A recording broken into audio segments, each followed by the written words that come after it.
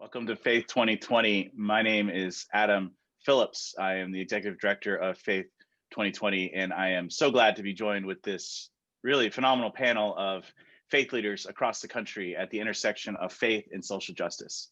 We are joined by a member of the Biden-Harris transition team, Josh Dickson, and we are having a conversation on matters of social justice, matters of faith and common life, and our hopes and prayers and how we will be acting for the common good as we transition into a new administration, the 46th presidency led by President-elect Joe Biden. So we are so grateful to be here. We'll have time with each panelist. I'll introduce everyone along the way.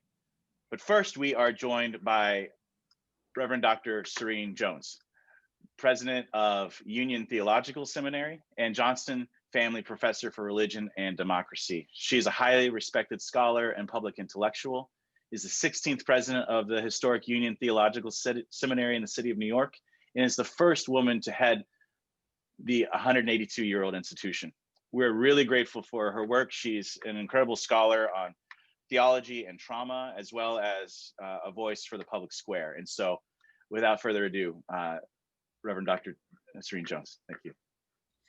Thanks, Adam. And I'm really happy to be here today and proud to have Union as a co-convener of the conversation we're having.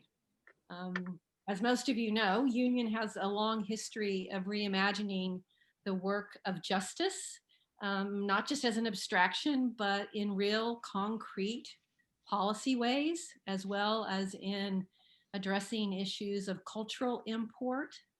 And we teach our students, regardless of where they come from and where they're going, that the purpose of their education is to work towards, as leaders, creating a world where no one is left behind, where no one is hungry, where no one is harmed by injustice. And on a positive note, a world where people and our planet itself can flourish and thrive. And we firmly believe that faith communities in all of their diversity have an important role to play in creating such a positive world. Faith leaders are absolutely essential to this, and that's why we're so excited to be in today's conversation, to begin a dialogue and hopefully a partnership with the new administration that will move us towards having justice for all people. We have a lot of ground to cover today. So Adam, I'm going to turn it back over to you so we can get started with the conversation. Thank you all. Thank you so much, Serene.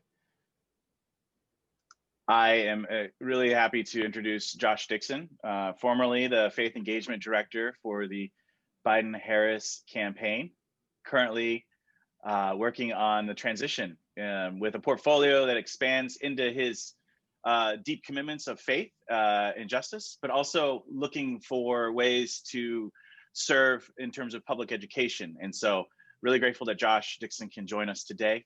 And without further ado, Josh, welcome to Faith 2020's Roundtable. Thanks so much, Adam. And thank you, Serene, and to all of our fellow panelists. What an esteemed group to be a part of. Just entering today's conversation with a tremendous amount of gratitude to all of you for the prophetic work and witness you bring to what you do on a day-to-day basis. Lots of folks who I'm just deeply inspired by. And so really, really eager to hear everyone's perspectives on today's call. And that's so much of what our posture is on the transition team. And we're coming into the transition after an historic election. And I think after an election that really saw an incredible coalition of faith groups, leaders, individuals, communities come together to take a stand and to say, you know, we are not going to put a stamp of approval on what we've seen for the last 4 years. We want to move in a different direction, and we want to bend that great moral arc of the universe more towards justice. And we're going to speak up, and we're going to make our voices heard. And in an unprecedented time of challenges from the pandemic and from the economic downturn and from just racial injustice continuing to be pervasive in our country and play out in the public square, people responded in a major way and made it clear that we are a country that is going to work towards the common good, and that we are really going to prioritize seeking justice, loving mercy, and walking humbly. And so I'm starting off here with a note of thanks to all of our panelists for the roles they played in that, as well as to so many of the folks who are tuning in today. I see so many friends who are here and people who, whether it was engaging in our faith programming at the national level or in different key states, it really took everybody working together. It was, again, it was such a broad, robust, diverse, inclusive coalition that made an historic statement in this election that we wanted to move in the direction of justice. And so, again, starting off with thanks, I want to talk a little bit about some of the key things that we're focused on the Biden-Harris transition, where, as Adam mentioned, I have the honor and privilege to lead our faith engagement efforts, as well as to work on our Department of Education agency review team. So overall, our priorities on the transition are kind of shaped around 4 key issue areas, but are not limited to those areas. And those things are key priorities day one.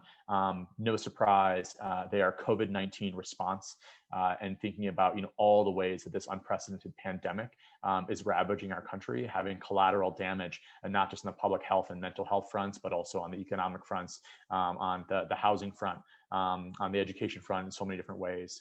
So really thinking about how we can address that very tangibly and get results on day one. The next thing is racial equity, and this should also come as no surprise. It's something that President-elect Biden, Vice President-elect Harris talked about a ton on the campaign, made firm commitments to, put up policy agendas around. It was something that we talked about as being, being the real religious issue of this campaign, was how we are responding to all the ways in which we see our family members, our siblings of color who are just systematically disadvantaged in ways that are not right and do not comport with the idea of Imago Dei that is so important to the way that the president-elect and vice president-elect approach their leadership in the public square. The next thing is economic recovery, and we obviously know that the most vulnerable have been hit the hardest by this pandemic, and so really trying to ensure that we are keeping them front and center as policies are being made and as decisions are focusing on how we're going to address all the challenges people are facing. And then climate change, and obviously the climate crisis is something that only grows in importance and is something that we know is urgent and must be addressed right away. These are again a number of priority issues. This is not encapsulated. Obviously, there are tons of issues that the incoming administration is going to be working on. And I think we've already seen numerous commitments around that, whether it's raising the refugee cap to a historic high, whether it is talking about commitments to repeal the Muslim ban, whether it's talking about commitments to DACA and to finding solutions around immigration. There are clearly numerous things that are going to be key priorities, but just sharing a little bit about some of the overall kind of things that are shaping our approach to transition. In terms of our engagement work around transition, I want to share a little bit about that too, because that's going to inform a little bit of today's conversation. There are kind of 3 main things that we're focused on. One is listening, and we're trying to hear from as many groups, leaders, individuals as possible to inform recommendations for the incoming administration. And so conversations like today are really important in that. We're meeting with groups and leaders as well in other settings, but really trying to do as much possible listening and engaging as we can, so that we can hear a broad, diverse array of perspectives. And as the president-elect said in his speech when he was talking about his victory and his vision, he said he wanted to be president for all Americans. And so that starts now. And so a lot of our work is focused on listening and hearing from folks and receiving input. The second thing is actually reviewing different proposals and things like that that people submit through policy papers, through other types of written recommendations. So we are taking those on a rolling basis, reviewing them and making sure that they inform our agency priorities and our policy priorities. And then the third thing is personnel. And so we're taking personnel recommendations. We've also opened up, and folks may have seen this on the website, where folks can go and apply for different roles. The transition personnel team has been hard at work, already working on filling roles, and that will continue into the administration, of course, but that application is live on the website. And the website is buildbackbetter.gov. And so folks, you can find all information there and stay up to speed on things. We do live stream events there with the president-elect and vice president-elect. And so a lot of opportunities to engage on a ongoing basis. I do want to touch quickly on inauguration. My role is not on the inaugural team, but I know folks have an interest in that. You can stay up to speed on all the things that are happening on the inaugural at bideninaugural.org. And our team was rolled out a couple of weeks ago, and they're going to continue to announce different things. And I think the big thing to know about inauguration is the president-elect and vice president-elect are very committed to following CDC and public health guidelines. So that will inform what their eventual approach is to inaugural, because I know we're all, for folks who've been involved in inaugurations before, they've been very mass attendee events and things like that. And obviously with the pandemic, we want to keep public health guidelines in mind as much as possible. So more to come on that front. But again, you can stay up to speed on things at bideninaugural.org. And then, I'll just close by saying we're excited to hear from all the people who are going to be sharing today about issues we know are so important to people of faith and to the common good. So with that, thanks for having me, and I'll turn it back to Adam. Thanks, Josh. I really appreciate it. Really excited to introduce the next participant, who is a friend of mine from way back in Chicago days. Eboo Patel is the founder and president of Interfaith Youth Corps. Eboo founded Interfaith Youth Corps on the idea that religion should be a bridge of cooperation rather than a barrier of division. He's inspired to build this bridge by his identity as an American Muslim navigating a religiously diverse social landscape. Named by U.S. News and World Report as one of America's best leaders, Eboo served on President Obama's inaugural Faith Council and is the author of Acts of Faith, Sacred Ground, Interfaith Leadership, a primer, and Out of Many Faiths, Religious Diversity and the American Promise. He holds a doctorate in Sociology of Religion from Oxford University, where he studied on a Rhodes Scholarship. Without further ado, Eboo Patel. Bismillah ar-Rahman ar-Rahim. In the name of God, the all-merciful, the ever-merciful, thank you so much for having me. I want to tell a story from some decades back, way back in 1956, when Reverend Dr. Martin Luther King Jr. was asked, after 380 some days of walking to work and dealing with the intense pressures and ugliness of the Montgomery bus boycott, winning the ability to sit front to back on the buses of one provincial city, the American South, Reverend Dr. King was asked, "Aren't you angry? Don't you feel a little bit of a need for revenge?" And King responds, "This isn't the time for revenge. This is the time for reconciliation. This is the time for redemption. This is the time to build the beloved community." We all heard echoes of that in President-elect Biden's speech when the election was confirmed and he said, "This is a time for healing and unity." We heard echoes of King saying, "It is a time to build the beloved community." There is a spiritual magnanimity in that type of a statement, a sense that we are all created in the image of God, and in a more specifically Muslim sense that all of us have the breath of God, the ruh of God within us. And however deeply we might disagree, we see each other's deep sense of coming from the divine, the creator. But there's also a democratic pragmatism in what King is saying, and what Lincoln said when he said that we are not enemies but friends. And it is this, that however much I disagree with you, however ugly I might find some of your views, I still have to live with you. You still get to vote in elections. You still are part of the social fabric of this nation. And at this time, even though I did not vote the way that you did, and even though I am so glad that my candidate won, I still need you to get a vaccine. I still need you to do the right thing in a disaster. And if the only words I have for you is how much of a racist or a bigot or a cretin you are, you will probably not be open to my messages on things in which all of us rise or fall together. That is the essence of bridge building. It is both the spiritual generosity of recognizing we all come from the Creator, the source. We all have the breath of God within us, and the sense that, as King says, we are all involved in a single garment of destiny.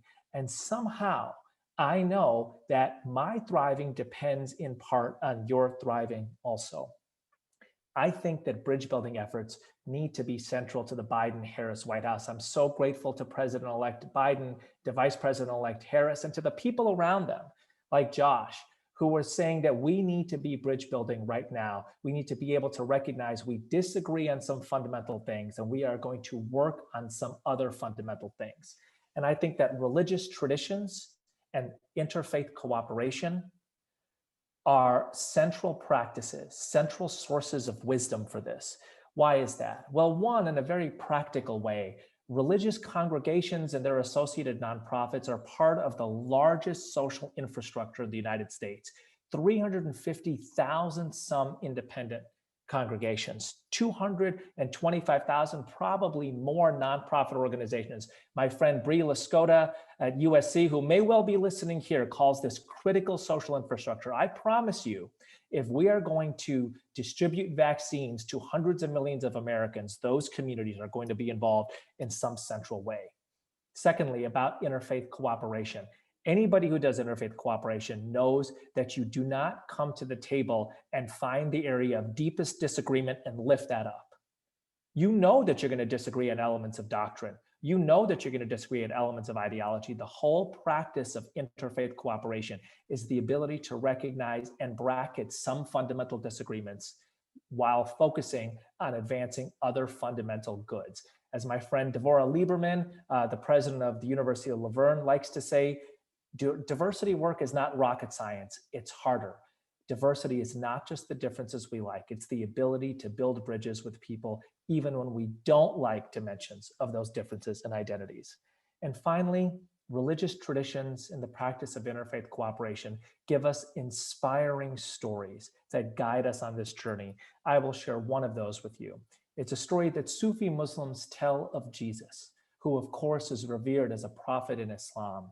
When Jesus was in the marketplace and people around were insulting him, in return, he gave them blessings. How can you bless people who insult you? His disciples asked when he came back to his disciples. And Jesus's response was, I give only what I carry in my purse. Those of us who are part of religious traditions or spiritual practices, or even just aware of them, know that a part of what we do every day is we fill our purses with grace notes so that we may go out in a world of disagreement and diversity and pass those along. Part of what inspires me so much about the Biden-Harris White House is the inherent interfaith diversity of the administration. Joe Biden is only the second Catholic to be elected president of the United States. The United States, for centuries, was a deeply anti-Catholic nation. And the fact that anti-Catholicism played very little role in the public campaign shows that America can change, that we can metabolize some of the ugliness that is part of the history of this country. Can we use that experience to move forward on other dimensions of American bigotry and prejudice when it comes to both race, religion, sexuality, and other items? We all know that Kamala Harris grows up with a Hindu mother and going to a Black Baptist church. She is now married to a Jewish man, and that is in the White House. I strongly believe that that experience will ensure for us that interfaith efforts and bridge building are deeply intertwined. I leave you with one of my favorite pieces of poetry from the poet Edwin Markham. You drew a circle that drew me out, heretic rebel, a thing to flout. But love and I had the wit to win. We drew a circle that drew you in. That is the task of those of us in this time, to draw a circle that draws people in. Thank you and Hudafis. Thank you so much, Eboo. What a good word, especially for those of us who are spending this time indoors in the winter. Maybe we might go inward so that we can go outward and partner with folks that don't look like us, don't vote like us, especially as we fight the pandemic. So thank you so much. I'm really excited to introduce Dr. Jonathan Lee Walton, of Wake Forest Divinity School. He's the presidential chair in religion and society and dean of Wake Chapel in 2019, was named those. Prior to joining Wake Forest University, he was the Plummer Professor of Christian Morals and the Pusey Minister in the Memorial Church of Harvard University. Dean Walton is a social ethicist whose scholarship focuses on evangelical Christianity and its relationship to mass media and political culture. His first book, Watch This: The Ethics and Aesthetics of Black Televangelism, examines the theological and political traditions of African-American religious broadcasters. Dr. Jonathan Lee Walton, thanks for joining us today. Thank you so much. Let me begin by expressing my profound appreciation to all the participants here today. It's indeed a gift of God's grace that I've had the continued good fortune to collaborate with and learn from so many of you. Dr. Jones, Mr. Karenna, Brother Eboo, Brother Fred, all of you here. We also owe this grand legacy of Union Seminary a debt of gratitude. Here it is, another century. A reunion remains at the center of progressive dialogue around matters of faith, politics, and social justice. Also, thank you for Faith 2020 for welcoming me into this space, and to the Biden-Harris transition team, and to everybody tuned in today. Many of you who are engaged in the heavy lifting of human service, moral imagination, and justice building efforts each and every day. I thank God for all of you. Now, as I reflect on the intersections of religion and race in our society at this contemporary moment, I must say it would be easy to point my theological weapons toward conservative communities of faith. They make for easy targets of criticism, particularly my conservative white evangelical brothers and sisters. By deflecting all inequities born of racial differences with appeals to color blindness, and by locating contemporary structural realities born of centuries of white dominance to what's in my heart. Many of today's mega ministries have proven to have many conceptions of love and justice. Thus, the fragile and though enduring eminence of white Christian supremacy remains sanctioned as providential. These communities of faith continue to baptize bigotry in the name of God's will. They continue to sanctify systematic and systemic inequality in the name of divine order. But again, these are obvious and easy targets. It's more difficult, however, to identify the ways that all of us are complicit. Just as patriarchy has no gender, the logic that reinforces racial hierarchies can cut through all of our faith communities. When we talk about religion, that which binds us together, we have to take seriously the varying politics that inform us. And by politics, I'm talking about what a community understands to be clean or dirty, righteous or defiled, a purity politics of sort. Whatever we establish as normative from which we measure all presumed lesser or deviant alternatives. In every culture and community, this is how we categorize people. We all do it. This is how we create physical boundaries. This is how our faith traditions establish social pecking order. And often factors such as economic status, religion, citizenship, and sexuality inform our judgments. And in a hyper-racialized society like the United States, each of these categories often carry racialized meaning. They're all loaded with racially encoded baggage. Straight, citizen, all-American, middle class, suburbs, college educated, family, poor, single parent, inner city, queer, unemployed, immigrant. The categories of description that we use matter. Purity politics is about space and place. It's about who and what belongs where. It's about who and what we privilege based on morally infused and often racist descriptions. It's a setting of a discursive table, as my dear brother from USC stated in the chat just a few minutes ago. Even terms like religious freedom is little more than a euphemism for religious privilege. So I think we should take this dimension of racial politics seriously, as it has theological and public policy ramifications. This administration must work to reset the discursive moral table around matters of religion and racial justice. From a theological perspective, the politics of categorization, they speak to our moral imagination and informs how I view myself in relationship to God and to others. My faith, for instance, teaches me that we're called to feed the hungry and welcome the stranger. But is this enough? I might be reinforcing the logics of hierarchy if I fail to examine why some are hungry and I am not. It's one thing for me to welcome the stranger or talk about it in the abstract in my church book club. It's another thing for me to call into question the cultural rules that rendered some people strange in the first place.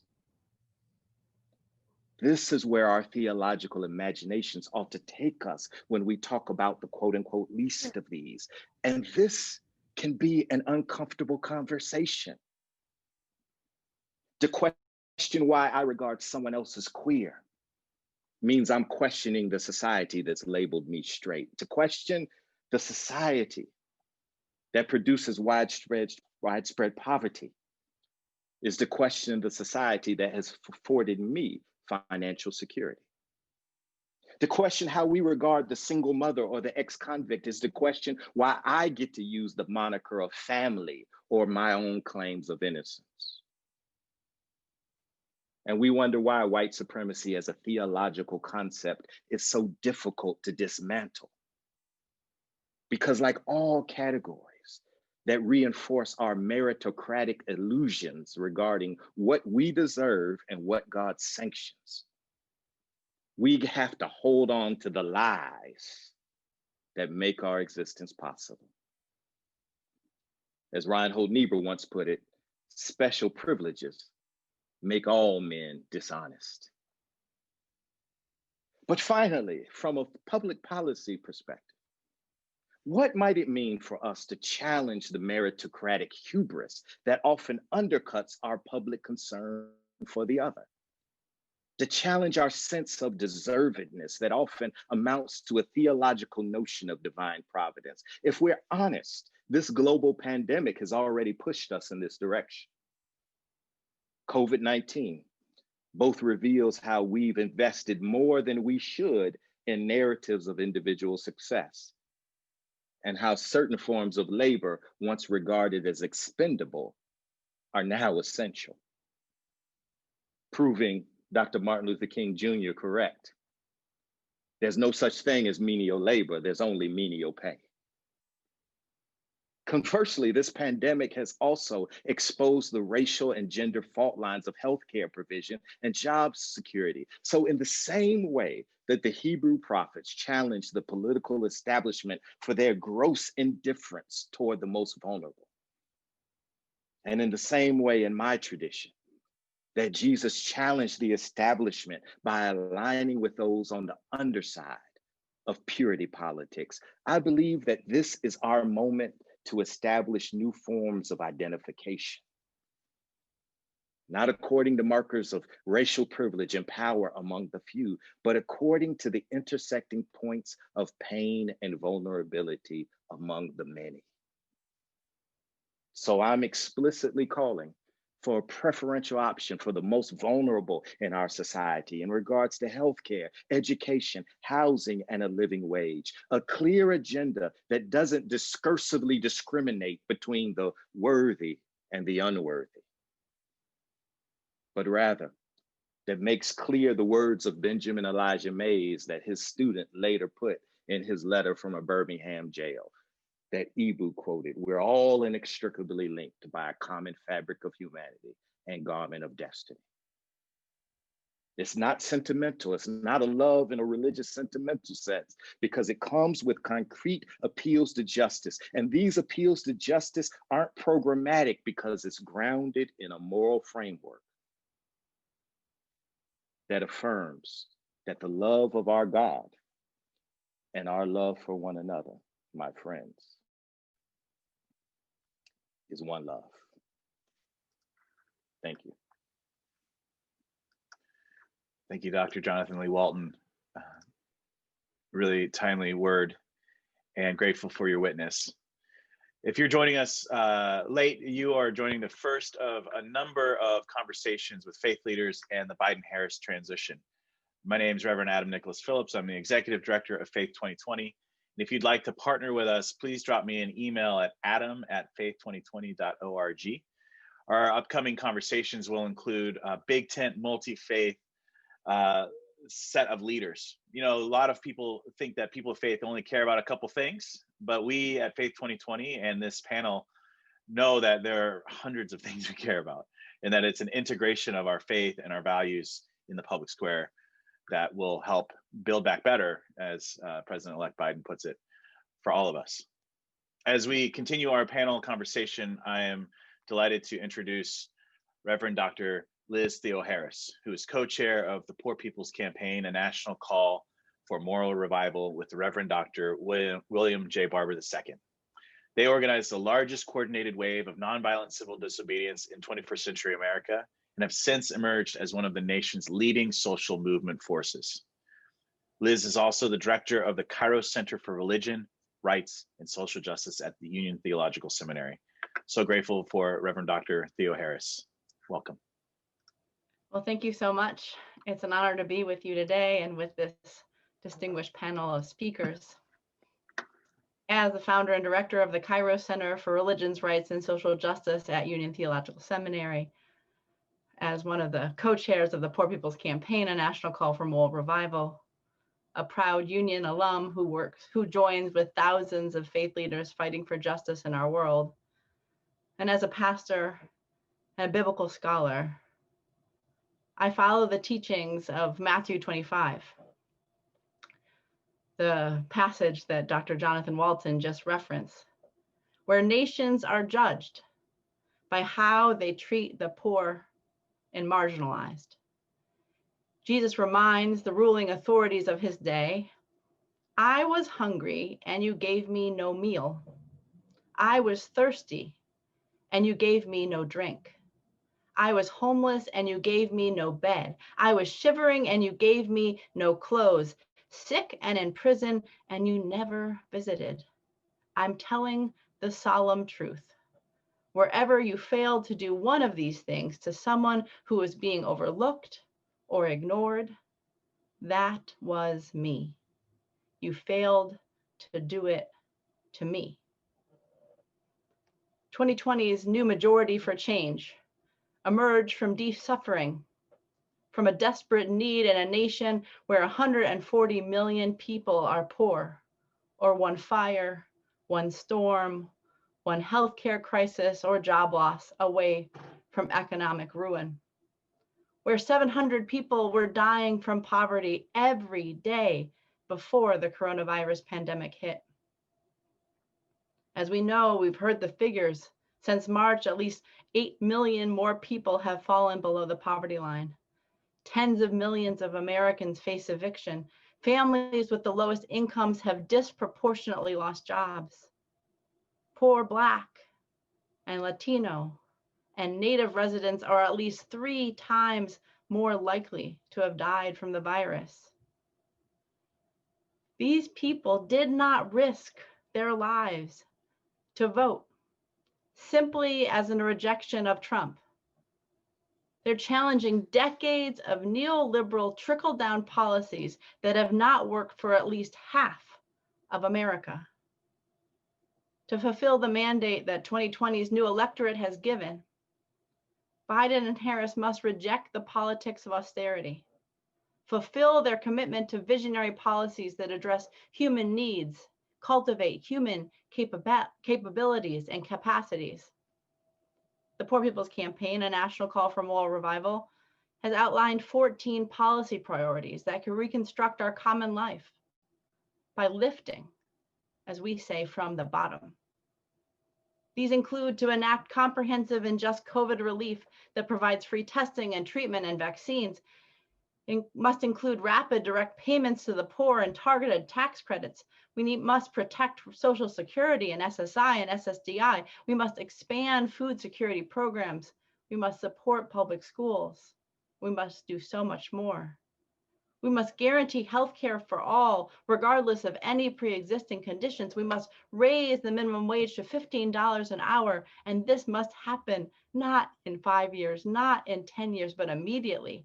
We must update the poverty measure. We must guarantee quality housing for all. We must enact a federal jobs guarantee program that builds up investments, infrastructure, public institutions, climate resilience, energy efficiency, and socially beneficial industries and jobs in poor and low-income communities. We must protect and expand voting rights and civil rights. We must guarantee quality, equitable public education. We must have comprehensive and just immigration reform. We must ensure that the rights of all Indigenous people are protected. We have to enact fair taxes. We have to use the power of executive orders for the good, not for evil. We must redirect the bloated Pentagon budget towards priorities that are matters of actual national security, like healthcare and living wages and green jobs. And we must work with poor and low-income people to establish a permanent presidential council to advocate for these bold policies and this agenda. We have been encouraged by the commitment of President-elect Biden and Vice President-elect Harris to take these issues seriously, and we know that they must be taken seriously.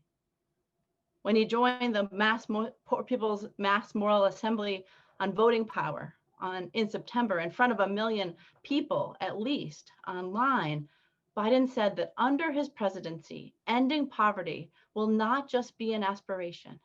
It will be a theory of change to build a new economy that includes everyone, where we reward hard work, where we care for the most vulnerable among us, we release the potential of all of our children and protect the planet. Indeed, the policy priorities for the first 50 to 100 days of this new administration must lift from the bottom and take seriously the costs of inequality. After all, every year in this country, we lose $1 trillion to child poverty costs. 2.6 trillion is lost in earnings from gender and racial wealth gaps. We've lost 1.5 trillion in government revenue by lowering the corporate tax rate. We spent 6.4 trillion in endless wars. Inaction on climate change may cost close to 3.3 trillion annually. And 250,000 people die from poverty and inequality in the richest country in human history. Our moral foundations are clear, that organizing around the needs of the powers and principalities rather than the people, especially the poor and marginalized, is wrong. It hurts the whole society.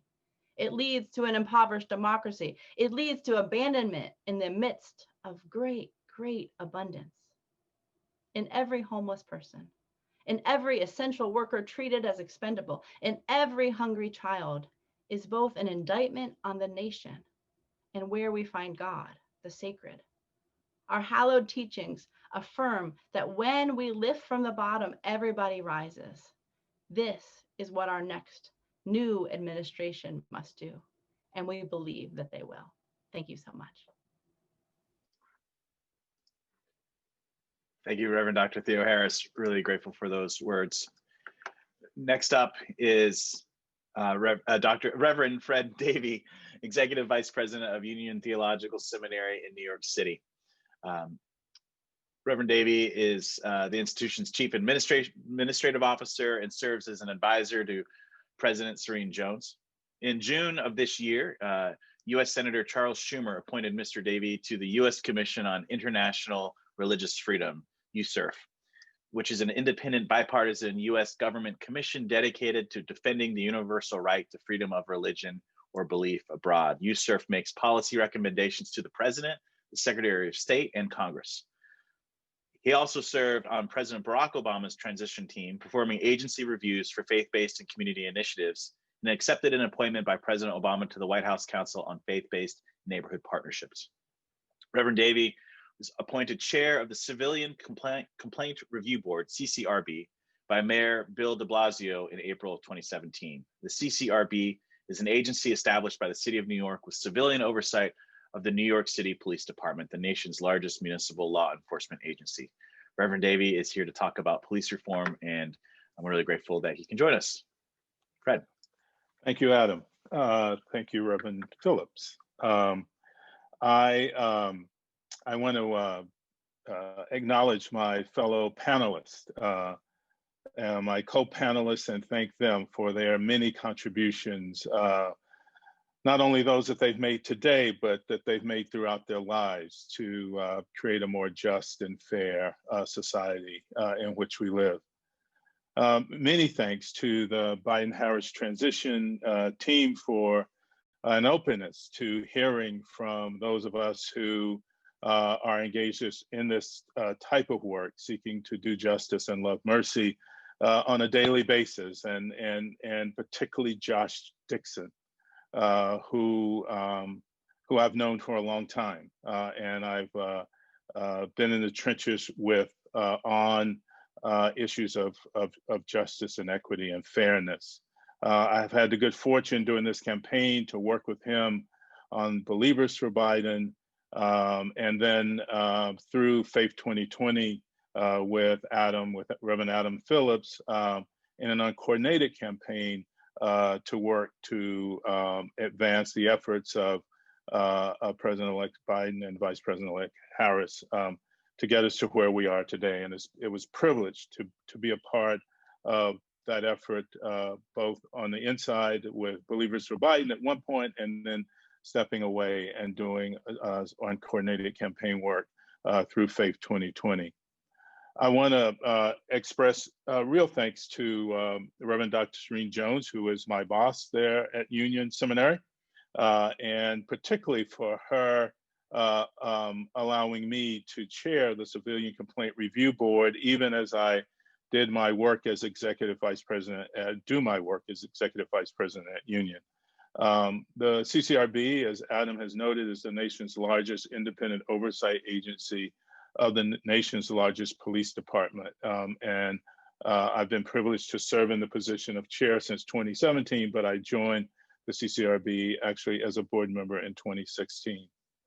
And so out of this experience, I want to reflect on or offer some fairly high-level policy recommendations, if you will, to the Biden-Harris administration that they might consider, and that and I'm sure we all would be willing to work with them on as the months and years of their administration unfold. I want to remember the names of Sandra Bland and Eric Garner and Breonna Taylor and George Floyd as I make these remarks, and do it in their memory, so that we will know that their deaths were not in vain, and that we are a part of a nation that's committed to true police reform. So I want to look at reform, accountability, transparency, and training as I talk about what a national police reform agenda might look like. And I want to start with reform, with the word reform. And I want to focus on reform over against defund and abolish. I'm going to get in probably some trouble like President Obama did earlier this week or late last week on a Snapchat program. But I do believe that the focus should be on substantive and serious reform, because I think the language of defunding and abolishing police becomes an unnecessary distraction. and becomes a way in which we then get sidetracked from engaging in the real substantive conversations we need to engage in about serious and lasting police reform. I was heartened because I had the opportunity to sit with a Yale class a couple of weeks ago, and then a City College of the City of New York class last night. And in both cases, and in the case of the Yale class, they put forth a policy agenda for police reform and did not get themselves mired in a discussion about reform, defund, or abolish. And then last night in the conversation with the City College class, they actually talked about changing their presentation from defund to reform. Actually, they called it shifting the shield.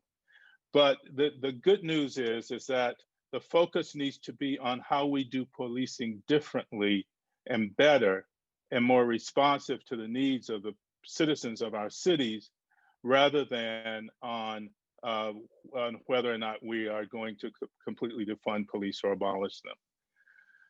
So in the realm of reform, I think, first of all, we ask police departments to do too much. They become the default for a lot of activity in America. So what I hope that we can do as a first order is look at what police are doing. We've begun to do that in New York City, other cities around the country, San Francisco, Chicago, LA, and others, and see if we can't transfer to other agencies within governments responsibilities that the police are engaged with now, such as mental health responses, traffic control, peaceful protest, school safety.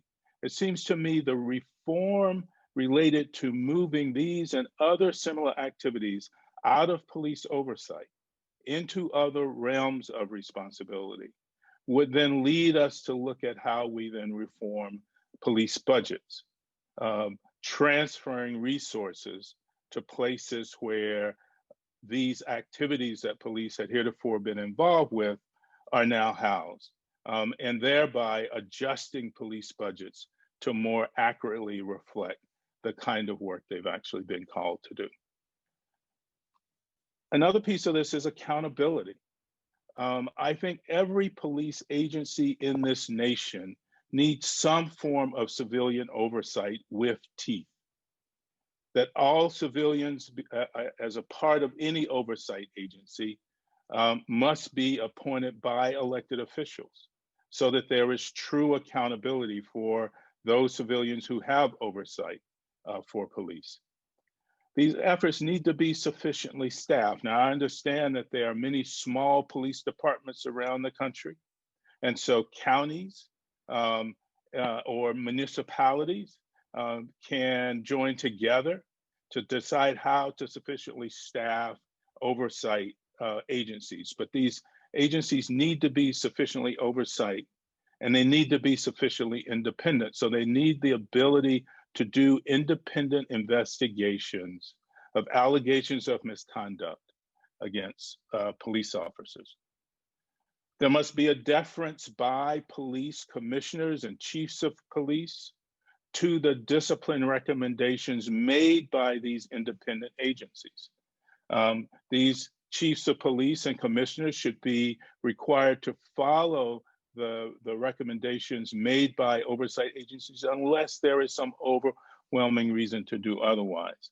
Here in New York City, that's becoming more of part of the debate, and who has the final authority for disciplinary recommendations when it comes to allegations against police officers. I think attorneys general in all states should have a mandate to investigate all police-related killings that involve unarmed persons. That is now the policy in the state of New York, and it should be the policy around the nation. And so we would hope to be able to work with the Biden-Harris administration to see how we set that as a standard. So reform, accountability, and then a third area is transparency. How do we allow citizens to know what's going on in policing, particularly when it comes to officer discipline? In New York State, we had to overturn a law that shielded the disciplinary records of police officers from the public. There should be no disciplinary records that are shielded from the public when it comes to police officer discipline. We have an obligation to make sure that the people of any area have a sense of who it is that's policing them and what their history in terms of discipline has been. So the CCRB, for example, supported the repeal of the law in New York that we called 50A that shielded these disciplinary records. We're in court now doing, having been taken to court by the police unions to undo the effect of the repeal of that law. Yet before we went to court, the New York Civil Liberties Union foiled police disciplinary records. And the CCRB, in response to that foil, was able to make available 320,000 plus disciplinary records that are now part of a public database so that people can, provided by the New York Civil Liberties Union, so that people can search and see and understand what the disciplinary history is of many police officers in the city. But that type of transparency must be a part of a national standard for what it means to do effective policing and have true police reform. Now, the final area I talk about is training. The departments need to deal early with troubled officers. It's not enough to say that there are few bad apples. If the system allows troubled officers to stay on a job, then you can't talk about a few bad apples because it's the system itself that is flawed and that is in need of improvement. So we need to look up and down that system and understand what needs to be corrected and changed in order to better prepare officers to serve the communities that they've been hired to serve. Implicit bias training. It happens in some departments around the country, but it's generally a one-shot activity. It has to be ongoing and consistent and engaging. We need to recruit more officers from the communities they serve. There's ample evidence that cases of police brutality diminish when the leadership of departments reflect the demographics of community. And then in all of these areas, we should be ready to engage with the new Biden-Harris administration to improve the relationship between police departments, police officers, and the communities they have sworn to serve and protect. Adam, thank you for this opportunity. I appreciate the opportunity to be able to offer some thoughts on a reform agenda for the Biden administration to consider when it comes to policing in America. And I look forward to any discussion and question and answers that will follow. Thank you. Thank you so much, Fred. I really appreciate those words. I am introducing next Karenna Gore, who is the founder and director of the Center for Earth Ethics at Union Theological Seminary. The Center for Earth Ethics bridges the worlds of religion, academia, policy, and culture to discern and pursue the changes that are necessary to stop ecological destruction and create a society that values the long-term health of the whole. She's also an ex officio member of the faculty of the Earth Institute at Columbia University. Ms. Gore's previous experience includes serving as director of Union Forum at Union Theological Seminary, legal work at Simpson Thacher and Bartlett, and in the Legal Center of Sanctuary for Families, and serving as director of community affairs for the Association to Benefit Children. Currently, she is serving on the board of ABC and Riverkeeper. She has also worked as a writer and is the author of Lighting the Way, 9 Women Who Changed Modern America. Karenna, we're so grateful you could join us. Thank you. Thank you so much. Thank you, Adam of Faith 2020 and to Josh of the Biden-Harris transition. Thank you so much to Union Theological Seminary, my home and place of important education, especially President Serene Jones and Executive Vice President Fred Davie. Gratitude to all of my colleagues and esteemed fellow panelists. I've learned a lot so far. Really excited to be with you. And thanks to everybody who's tuning in. I'm going to talk a little bit about climate. There's a great deal of urgency to the issue of climate. We have two contemporary megatrends that have brought us to this perilous point: pollution, greenhouse gases filling the atmosphere, and depletion, such as deforestation and destruction of wetlands and soils and so on. And it's gotten us to the point where the sustainability of life on Earth in the future is truly in jeopardy. This crisis is not just about science and technology and data, as important as they are. It is a moral and spiritual predicament. And it's an opportunity to change everything for the better. Part of the reason we've gotten here is that our dominant discourse about the economy has been misguided and has left out three categories, those most impacted and least likely to have a voice. And they are poor and marginalized people, future generations, and all non-human life. We must change our thinking and our processes to always take these three categories into the forefront of our minds when we talk about the economy. All wealth is derived from the biosphere, and we must stop destroying it. It's that simple. I am grateful that this is a priority for the Biden-Harris administration. It was mentioned many times on the campaign trail, in the debates, and then again after the election. And I want to say this reflects their leadership, and it also reflects a lot of hard work done by many people to raise the level of awareness and support for climate action over the past several decades, including many people working within faith communities, many of whom are on this call. And that is truly vital to breaking through to make the change that we need. It also, of course, reflects the powerful voice of nature. We've seen and experienced climate impacts that are already here, the stronger storms, wildfires, such as the ones that have ravaged the west coast of our country in the past year, debilitating effects on farming families and communities that have come from drought, flooding, and temperature changes. The laws of nature are higher laws. Many people of faith believe that they are the most purest voice of our Creator among us. In fact, it's interesting to note that the Declaration of Independence cites one source of authority for beginning a new nation on the premise of equality, and that is the laws of nature and nature's God. And of course, we're still working on that premise. We've fallen way short, but part of doing that work is to realign ourselves with creation, with the laws of nature, and to collectively act like we belong here as human beings in this web of life on Earth. And of course, I want to mention that there are also, in terms of impacts, the severe health effects on the front end of the cause and effect dynamic of the climate crisis. The primary source of the greenhouse gases that drive climate change is the digging and burning of fossil fuels, and that also causes local pollution that harms people's health.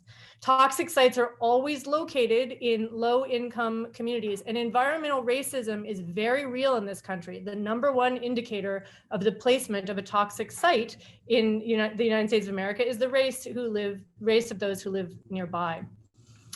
So we must recognize that to solve the health of the whole, to protect and care for the health of the whole, we must pay careful attention to those particular communities, frontline communities, environmental justice communities who have borne the brunt of pollution. And we must fight for their right to clean air and water and their ability to access affordable, clean, renewable energy that does not poison their communities. So there are a lot of good jobs waiting to be created in this transition to clean renewable energy, to energy efficiency, to regenerative agriculture, to circular economies. And a lot of them, it's the essence of what has been called the Green New Deal. It doesn't really matter what you call it. It's simply smart and fair policy to create jobs while we make the changes necessary for long-term survival and thriving and flourishing of our nation. And we also need to be very aware and not naive about the power of this lavishly funded misinformation campaign that has prevented us from getting to the point where we act and change.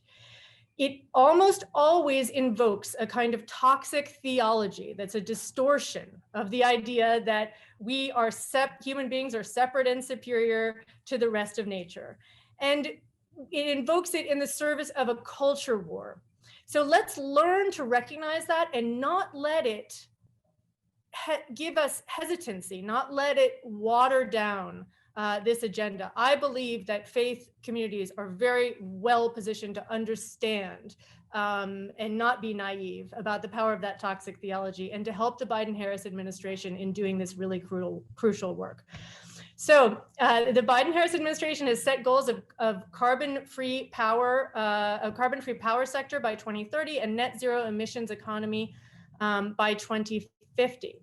Of course, importantly, it has stated the intention to rejoin the Paris Agreement. This just takes a letter to the Secretary General, and we're very excited that that is going to be forthcoming. Also, of course, this means setting a new nationally determined contribution known as an NDC, which is how the structure of the Paris Agreement works. And this will need to be set before the next climate conference, which is in Glasgow, well before this next conference in Glasgow in November 2021. One of the most important aspects of leadership is the appointments of people in power. We are very encouraged and excited that former Secretary of State and Massachusetts Senator John Kerry has been named the Special Envoy on Climate Change. Importantly, this was part of a national security team, and that, I think, really does show how this is being taken seriously in that regard. And I want to note for anyone here who missed it, that in his remarks when he was introduced as this special envoy, Secretary Kerry said, quote, "President Joe Biden will trust in God, and he will also trust in science to guide our work on earth to protect God's creation." So that is a real signal that they understand the strategic importance of religion in grappling with this problem, and will need help from faith communities. I encourage the administration to engage people who have been working with expertise and experience in faith communities to do this work alongside them. And here are some other priorities I want to quickly mention. All of these other appointments are crucial: EPA, Energy, Interior, Domestic Climate Coordinator. We need to shift away from having fossil fuel and chemical company lobbyists in charge of these agencies, obviously. And all of these appointments should reflect people who have a commitment to environmental justice and to proper consultation with Indigenous communities, and acknowledgement that for them, it's not only a matter of Indigenous land rights, but also we must be cognizant that there are Native peoples who hold certain natural places as sacred sites, the way that more conventional faith communities would relate to houses of worships. And that is the case, for example, of the Gwich'in people in the Arctic Circle. We must immediately halt the plan to drill in the Arctic and stand with the Gwich'in people to protect that sacred space.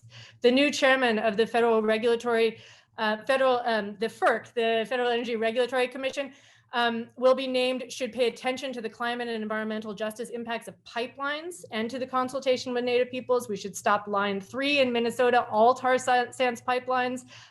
We should stop building out fossil fuel, the fracked gas aspects of fossil fuel infrastructure, such as the Mountain Valley Pipeline.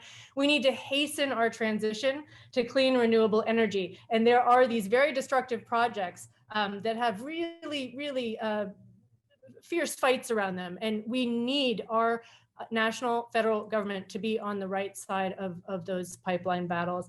There are lots of Trump executive orders and changes to rulemaking processes that should also be repealed. I don't want to go on too long, but those must be done right away. We should also reintroduce a better version of an even better version reintroduced of the Clean Power Plan.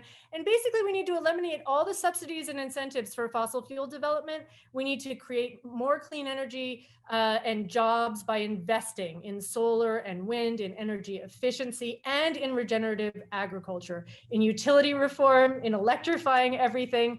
And in a price on carbon. We don't want to have people using the atmosphere as an open sewer free of charge.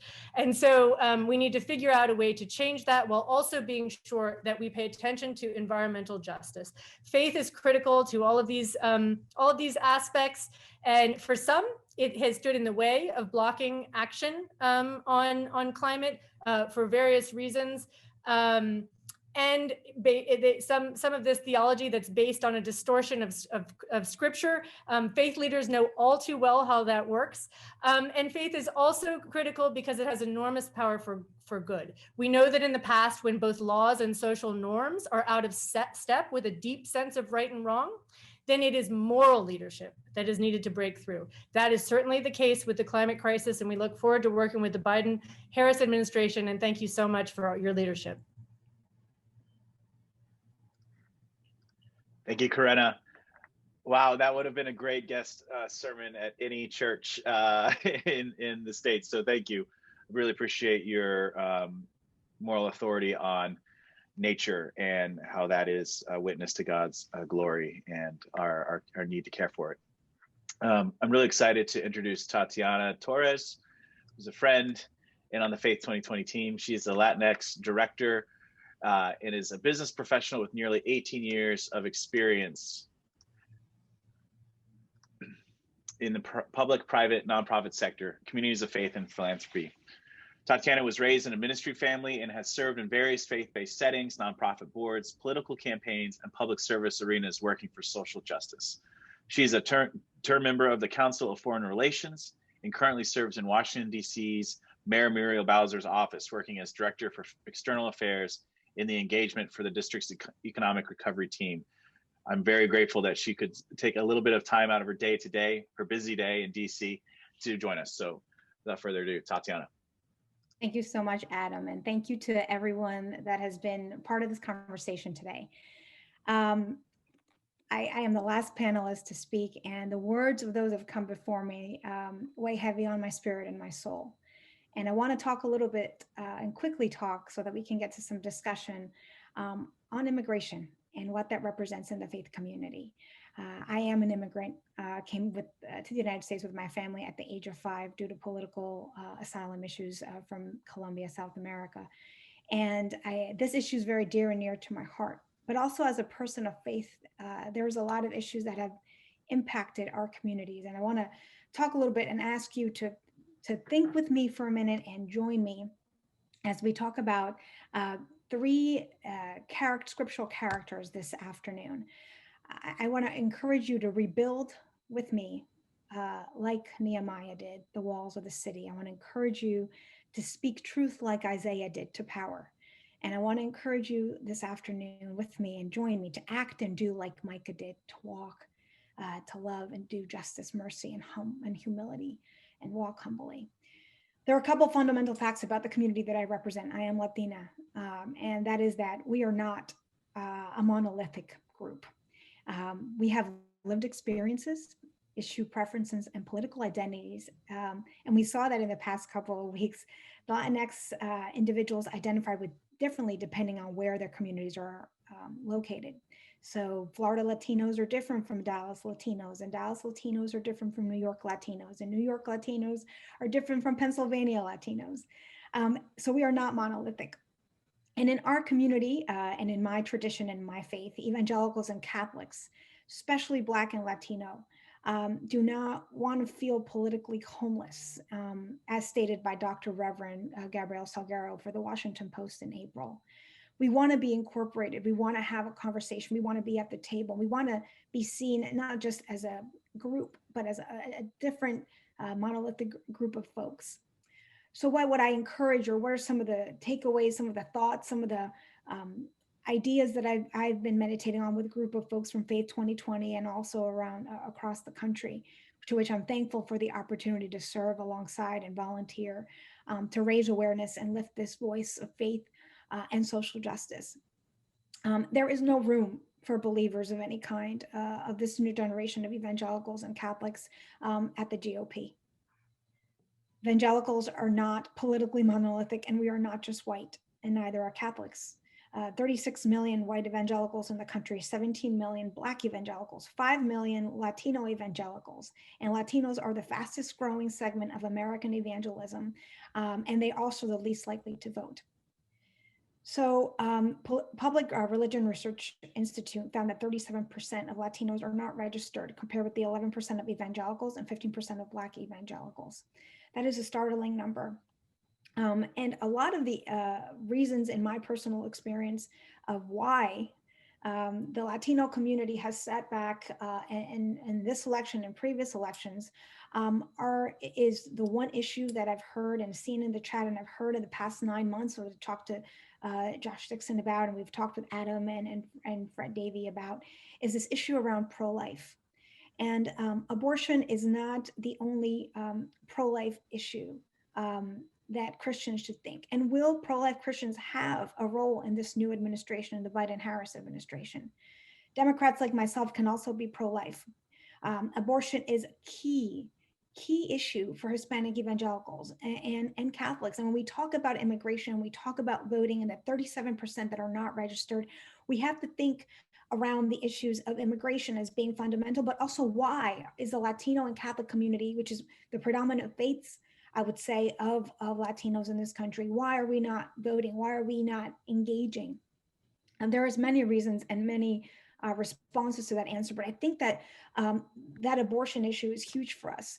Abortion is a pro-life issue, and this administration needs to show and actually point out and have clear communication with faith voters that it is not the only pro-life issue that we should be focused on. Born children are just as important as unborn children, and our community understands that. And the GOP, the believers don't understand that. We're not part of that mindset and that mind frame. I can tell you that 2 generations before myself, my grandparents did not think of it, did not see abortion the same way that I see it as a woman's right, not seeing the importance of born and unborn in the same way in the eyes of God. And we have to remember that historically, the United States has sterilized Black, Native American, Latino women without their consent, which we are seeing happening on the border, now in this day and age, making them unable to bear children for the rest of their lives. Fannie Lou Hamer, one of the matriarchs of the civil rights movement, was sterilized against her will. We have blocked Asian women from entering the United States to discourage in the past Asian men from having families and planting roots here. Immigration and abortion and the lack of procreation and the lack of resources are tied together. The blood of these babies, unborn and born, are on our hands. In 2018, I was on the border. I went to a detention center through a Catholic organization and volunteered for 10 days. And everything that we are all seeing and hearing on the news around immigration and the cages that have been so a horrific image for all of us, and the children crying in the desert. Those are images that I saw in 2018. And this administration, the Biden-Harris administration, has got to do something about that, because that is just like our faith around the sanctity of life is important. That life continues, and there is also sanctity after the baby is born. When we speak about immigration as an immigrant, I can tell you personally that our faith is tied to our resiliency, and our resiliency is tied to our faith. As there's an estimated number of 10.5 to 12 million, it's hard to estimate, undocumented immigrants in the United States currently. That's 3.2 to 3.6% of the population. People that are going under the radar, that have no voice, people that cannot vote, people that are in poverty, people that don't have access to affordable housing, do not have access to great education for their children, that will not know where that next meal will come, especially now given the impacts of COVID-19. And a significant cadre of evangelicals and Catholics and people of faith are increasingly mobilizing around racial justice and equity. That is something that Trump and the GOP, they are not doing. And one of the greatest issues that immigrants and refugees have, and is just one, but there's climate, there's poverty, access to education, there's criminal justice reform, which Fred spoke about. There are so many issues that are pro-life that we need to look at it that way. And as immigration being one that I want to focus on today, we have to look at through the eyes of faith. 60% of Americans believe that when we deal with immigrants living in the United States that are undocumented or illegal, which I hate using that term, There should be a better way to become citizens, an option, a pathway where they can meet the right criteria with certain criteria and requirements. And 35% of the country believes that not all immigrants are here to take away from jobs and housing and healthcare. In battleground states this past election, Hispanics grew more than any racial or ethnic groups as a share of eligible voters. We have reached the 60.6 million mark in 2019, up from 50.7 million in 2010. And 32 million Latinos were projected and eligible to vote in 2020.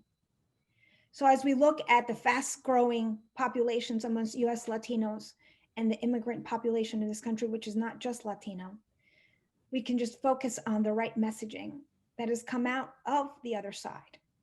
The messaging of hate, the messaging of destruction, the messaging that is not at all in line with immigration and what this country has represented for hundreds and hundreds and hundreds of years.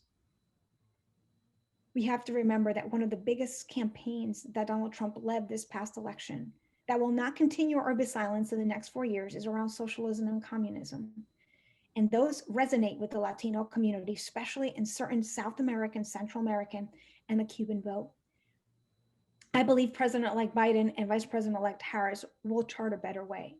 And my prayers are with them. My thoughts are with them. I am ready to roll up my sleeve along with all the panelists and folks on this conversation. I know we are all ready to help and be supportive as we can. But it's more than praying and meditating. And it's more than these forums. It's action. And we can't wait to reach faith groups last minute or on every election cycle a couple weeks before. There needs to be a true seat at the table for people of faith and for people of color to bring these conversations, and not just a seat and more than a seat, also a voice. The relationship cultivation begins right now. We need to have a seat at the table in these key positions, and we need to make sure that we're doing this constantly. We need to protect women's rights. We need to address the primary reasons why sometimes women decide to end their pregnancy, which is poverty and the lack of access to healthcare. We will give women and children the resources that they need to choose life when they choose it for themselves. We will make sure that we reverse the inequities exacerbated in the lives of children and families and individuals and people of color in this country. And this administration must close the racial wealth gap so that the future generations can dream on the land and take root and bear, just as I, with my family, have had the opportunity. This administration needs to focus on men of color and their voice and their power and how important it is and valuable they are to us as a people. Immigration is one issue, and yes, that is an issue that is dear and near to my heart. But like all the panelists have mentioned today, there are so many more issues that we have to talk about, that we have to join together, that are deeply rooted in faith. That love, that mercy, that justice, that speaking truth and rebuilding is where we are today. We have a lot of rebuilding to do, and with faith we will do it, but action is accompanied by faith. Thank you. Thank you, Tatiana. Really appreciate your words. We've had so many amazing leaders and friends. Thanks, Polly Baca, for joining us, and thanks for your comments in the chat. Thanks, Bishop Yvette Flunder. Thanks, Ryan Eller. So many great leaders that could be on this panel as well, and we hope to have on an upcoming Faith 2020 roundtable. We have a few moments for questions, and I know that Dr. Serene Jones has one. So maybe, Serene, would you like to start? Great. Thank you. Thank you first, Adam, for all the work that you've done with 2020, Faith 2020. And thank you to all of the panelists. And it's just so thrilling to watch the chat responses to every presentation. It's just filling me with hope and optimism and energy. I want to just first make a comment that this panel alone and the words that have been shared point to the reason why a faith voice matters. Because in every single presentation, a particular issue has been focused on, but it has always been focused on in the context of a broader conversation about the intersectionality of all of those issues. And this is what faith leaders bring to the table, is from where they sit, you can't have a moral, ethical conversation about the future of our nation without thinking intersectionally about how all of these dimensions come together in creating a healthy and flourishing society, both human and non-human. And it's a peculiar position to have as a faith leader, to have to be able to, in fact, to be demanded to see the whole in its intersections. So my question quickly to the panelists is, of all of the many topics that we've discussed, could you all say something about yet one more of the divides in our country that is very apparent in the election and has been for quite some time apparent in policies, and that is the divide between rural communities and urban communities, and how do we address the particular devastations that have happened in rural communities, and how do we, in the spirit of bridge building, take that difference seriously and be more present to that particular divide and the healing that is needed there. So I'm asking that generally to the panelists as one of, I think, a key issue that faith leaders are particularly positioned to address, because in small towns across the United States, it's their faith community that is the central community gathering point that mobilizes the energies of these small towns everywhere.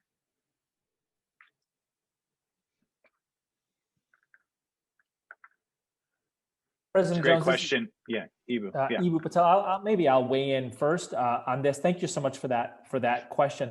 Let me just say, part of my own personal recognition in the 2015 Trump campaign and the 2016 election was just how little I know about significant parts of the country. And so, there's the kind of thumbnail data point, the kind of wrap up data point of in a county in which there's a Whole Foods, 70% vote Democrat, and a county in which there's a Cracker Barrel, 70% vote Republican.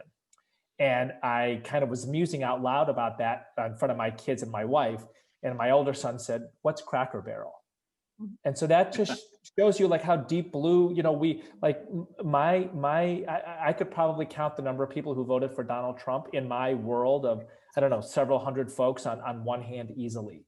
And while I clearly believe in the values of a Biden-Harris administration and the Democratic Party, it is not good that I know virtually nothing about the lives and stories of tens of millions of Americans or hundreds of millions of Americans. And so the work that IFYC does is largely with college campuses. And if you look at a map, the United States, the red-blue political map, you'll notice that a lot of campuses are dots of blue in a sea of red. And I actually think that gives them a wonderful opportunity. An Oberlin, a Carleton, a St. Olaf, can they be a place that serves as a site that brings together the local community and the campus community in a way that builds common ground on things that matter to us all? And I think something along the lines of vaccine trust building is one of those things. So I think, how do we find places that serve as convening spaces on practical common ground issues that help us build a common life together? Liz, I'm assuming you've been thinking about this question too.